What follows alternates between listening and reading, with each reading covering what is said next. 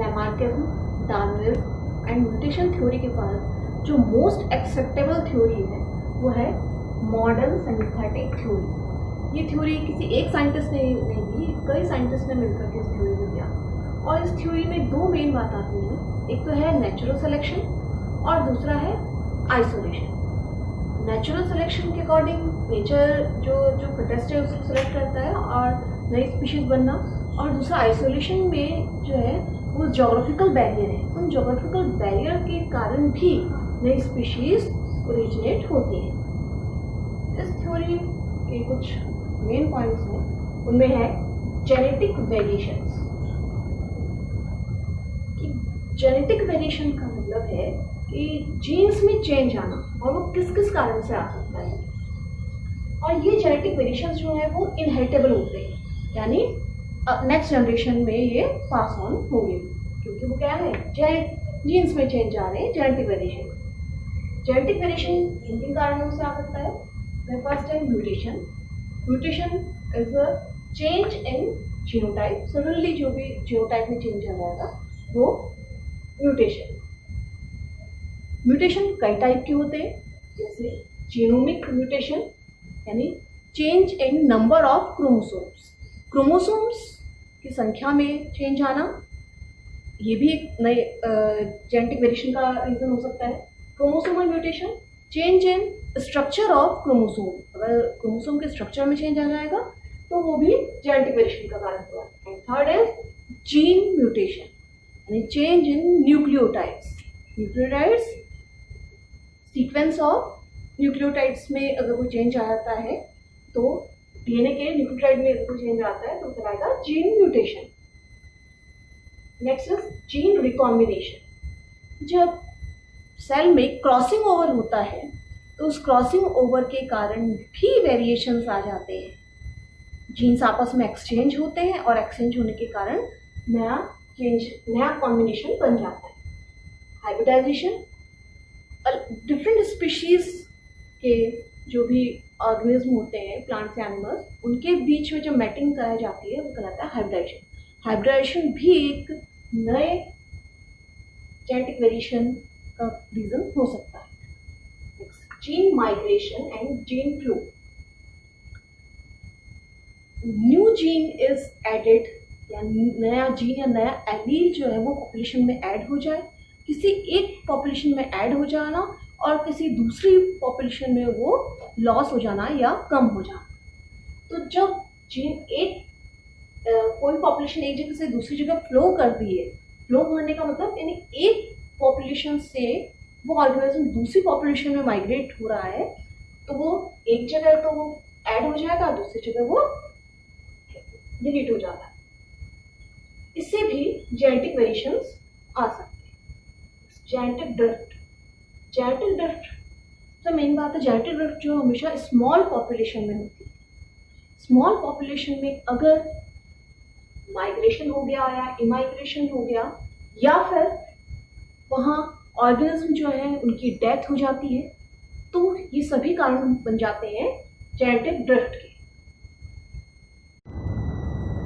Genetic drift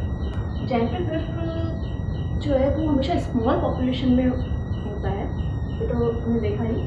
होता क्या है, change in frequency of genes in gene pool, यानी कि जीन पूल में जीन की फ्रीक्वेंसी का चेंज होना, कम या ज़्यादा होना। जीन पूल क्या है?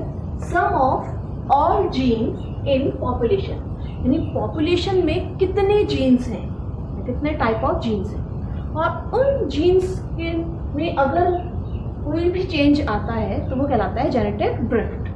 और सबसे मेन बात कि जेनेटिक ड्रिफ्ट हमेशा स्मॉल पॉपुलेशन में ही होता है, यानी वहाँ जेनेटिक वेरिएशन इसके कारण आता है। इसके दो एग्जाम्पल हैं, फॉन्डर इफेक्ट और दूसरा bottleneck effect. Fonder effect, fonder किसे कहते हैं? Fonder is a small group of person. Small group of person को कहते हैं फॉन्डर। अब ये जो फॉन्डर या स्मॉल ग्रुप ऑफ पर्सन, ये एक प्लेस से दूसरी प्लेस में सेटलमेंट हो जाता है। तो जब वो दूसरी प्लेस में जाकर सेटलमेंट हो जाता है तो वहाँ ये उस प्लेस के लिए नया जीनोटाइप होगा। और कई बार इस नए जीनोटाइप से नई स्पीशीज भी प्रोड्यूस हो जाती है। यानी वो एक जगह से वो स्मॉल ग्रुप ऑफ पर्सन दूसरी जगह सेटल हो गया है। दूसरा एग्जांपल है bottleneck effect. Bottleneck effect में ये होता है due to death of several members, कि एक स्मॉल पॉपुलेशन है ही और उसमें किसी भी कारणों से लाइक अर्थक्वेक जैसे इस तरह के रीजंस के कारण या कोई कुछ भी डिफॉल्ट के कारण डेथ हो जाती है कुछ मेंबर्स। अब डेथ हो जाने के कारण उनकी पॉपुलेशन का साइज क्या हो जाता है, कम हो जाता है। पर जो बचे हैं, जो सर्वाइवर हैं, यानी जो बचे हैं उस पॉपुलेशन में से भी, उन्हीं में आपस में मैटिंग होती है। यानी पॉपुलेशन थी इतनी और उस पॉपुलेशन में से कुछ की डेथ हो गई किसी भी कारण से, किसी बड़ी डिजीज के कारण हो सकता है, अर्थक्वेक के कारण हो सकता है, तो वो कोई भी रीजन हो सकता है, सर उनकी डेथ हो गई। डेथ होने के कारण पॉपुलेशन कम बची और जो पॉपुलेशन कम बची है मैटिंग जो होगी उन्हीं के बीच में होगी। जो सर्वाइवर बचे हैं उन्हीं के बीच में, उनके बीच में जो मैटिंग होती है तो उनमें कुछ ट्रेट्स अब नहीं आते हैं क्योंकि पॉपुलेशन का काफी पार्ट अब डिक्लाइन हो चुका है। इसलिए उनमें जो न्यू पॉपुलेशन लैक्स सम ट्रेट्स, जो बचे हुए हैं उनमें सर्वाइवल, उनमें मैटिंग से जो नए रिप्रोड्यूस होते हैं उनमें कुछ ट्रेट्स लॉस हो जाते हैं, वो ट्रेट्स आते ही नहीं है और इसी कारण से नई स्पीशीज का ओरिजिन हो जाता है।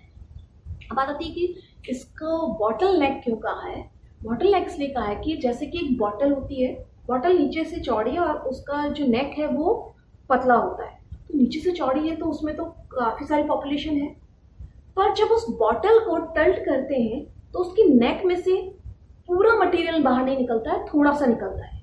तो ठीक वैसे ही उस बॉटल में बहुत सारे मेंबर्स हैं, पर वो मेंबर्स क्या हुए, डेथ के कारण उसमें से निकले कितने से हैं, उसकी नेक में से निकले हैं वो कुछ मेंबर्स की डेथ हो जाने के कारण कुछ मेंबर्स ही बचे और जो बचे हैं उनमें मैटिंग होती है और उसी से वो नई स्पीशीज का ओरिजिन होता है। इसीलिए इसका नाम है bottleneck effect.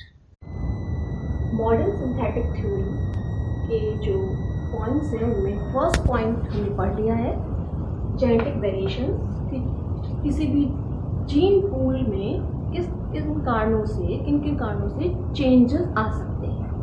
Next point है उसका आइसोलेशन। आइसोलेशन का मतलब कि जो इंटरब्रीड्स के बीच में मैटिंग ना हो पाए, प्रिवेंट मैटिंग बिटवीन इंटरब्रीड्स के बीच में मैटिंग ना होने दी जाए। अब इंटरब्रीड्स के बीच में मैटिंग कौन कौन नहीं होने देता है, उसके दो फैक्टर्स हैं, some physical factors and some biotic factors. Physical factors like geographical reasons हो सकते हैं, उनके कारण वो जो इंटरब्रीड्स हैं यानी दो अलग अलग ब्रीड्स के एनिमल्स या प्लांट्स में मैटिंग नहीं हो पाती।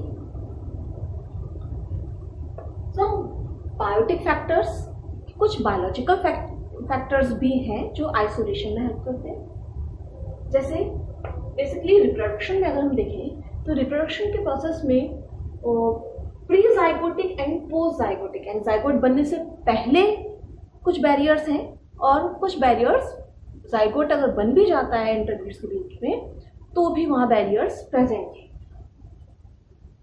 रिप्रोडक्टिव बैरियर्स में प्री जाइगोटिक बैरियर अगर देखें तो उनमें मैकेनिकल बैरियर का मतलब है कि जो इंटरब्रीड्स हैं उनके जो कहें कि जो स्ट्रक्चर्स हैं, जेनेटल ऑर्गन के स्ट्रक्चर्स हैं वो डिफरेंट होते हैं। जेनेटल ऑर्गन्स के स्ट्रक्चर जब डिफरेंट होते हैं तो उनमें मैटिंग पॉसिबल नहीं होती है। फिजियोलॉजिकल का मतलब है कि उनमें क्योंकि वो अलग अलग ब्रीड के हैं इसलिए फिजियोलॉजी भी उनकी डिफरेंट होती है, इसलिए उनमें मैटिंग नहीं हो पाती है। सीजनल की अलग अलग सीजन में उनके ओवा और स्पर्म या गैमेट्स का जो प्रोडक्शन का टाइम है वो अलग अलग होता है, सीजन के अकॉर्डिंग अलग अलग होता है, इसलिए उनमें मैटिंग नहीं हो पाती है। यानी कि अगर हम एक्सटर्नल फर्टिलाइजेशन की बात करें कि वाटर में जब फर्टिलाइजेशन होता है तब भी इंटरब्रीडिंग नहीं हो पाती क्योंकि उनमें सीजनल डिफरेंस होता है।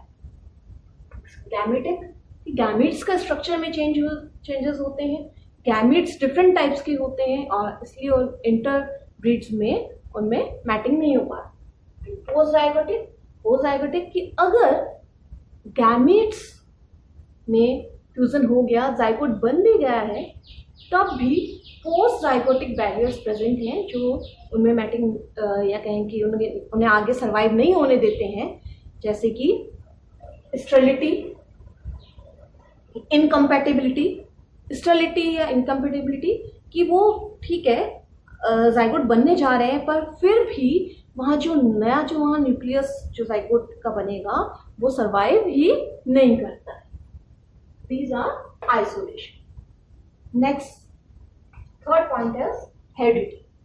Heredity का मतलब है कि पेरेंट्स से कुछ डिफरेंट कैरेक्टर्स ऑफस्प्रिंग को पास ऑन होते हैं, यानी ऑफस्प्रिंग्स जो हैं अपने पेरेंट्स से थोड़े डिफरेंट होते हैं बिकॉज पेरेंट्स में कुछ चेंजेस आ गए हैं और वो जेनेटिक चेंजेस हैं, वो जेनेटिक चेंजेस हेरिडिटी से ऑफस्प्रिंग्स को मिल गए।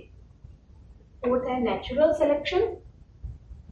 इस पर डार्विन ने बताया ही कि जो फिटेस्ट होगा, इंटरस्पेसिफिक और एनवायरमेंटल सिलेक्शन के बाद जो फिटेस्ट होगा वही सरवाइव करता है। तो वेरिएशंस आ जाते हैं, आइसोलेशन हो जाता है, हेरिडिटी भी हो जाती है, बट उसमें भी जो नेचर के अकॉर्डिंग जो स्ट्रगल में फिट है वो आगे सरवाइव करता है। And fifth and final point is speciation और ओरिजिन ऑफ न्यू स्पीशीज, कि जब जेनेटिक मटेरियल में चेंज हो गया, इंटरमेटिंग उनमें आइसोलेशन, फिजिकल बैरियर या बायोटिक रीजन के कारण आइसोलेशन भी वहाँ हो गया। हेरिडिटी यानी कि जो चेंजेस आए हैं वो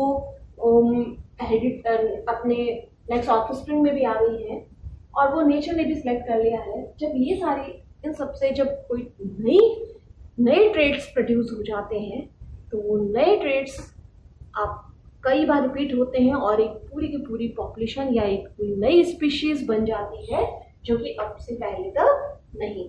this is all about the modern synthetic theory. Thank you.